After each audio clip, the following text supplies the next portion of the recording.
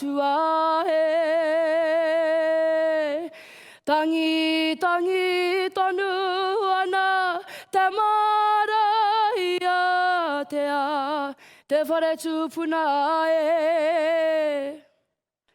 Ka tohi a ngā kōrero e whai ake nei ki ngā aho e toru.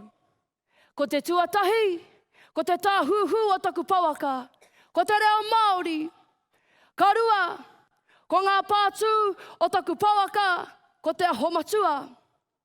Ka toru, ko te taupoki o taku pawaka, ai rai te whānau, ko ngā tau ngā tuku iho mai.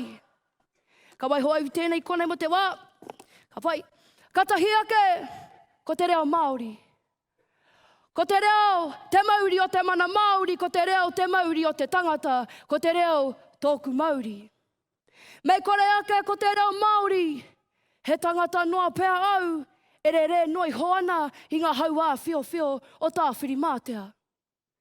Ma taku reo Māori au e kawe ki roto i tēnei ao. He raukura au i tēnei wā.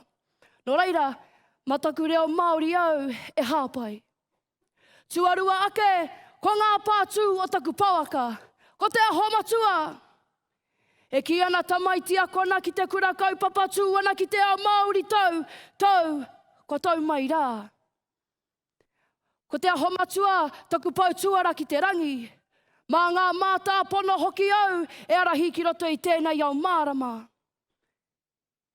He tamaitia kona au ki te kura kaupapa Māori. Mai taku ko hunga tairawa mai ki tēnei o ngāra. Ko te aho matua, ko au, ko te aho matua.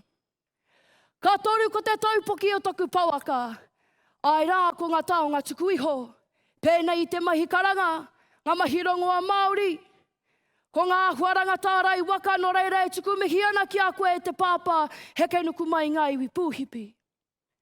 Mā te haka emi, i te reo Māori, i te aho matua. Ano hoki ko ngā taonga tuku iho, ka hua mai ko toku pawaka. Ko toku pawaka ko au, toku pawaka. Tu hau, hawaiki.